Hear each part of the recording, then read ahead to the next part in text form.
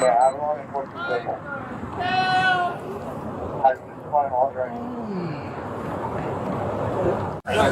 I'm gonna grab this left, okay?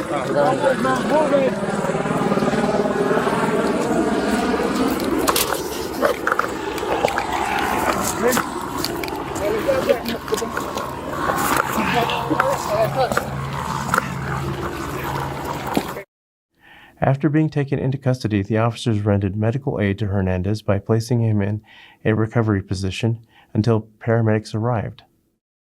Los Angeles Fire Department paramedics responded and transported Hernandez to a local hospital to be treated for the gunshot wounds he sustained as a result of the officer-involved shooting.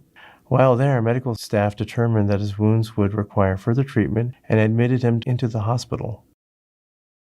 Investigators recovered a blue steel Rossi .38 special revolver at scene and booked it as evidence. The cylinder of the revolver contained 5 spent cartridge cases.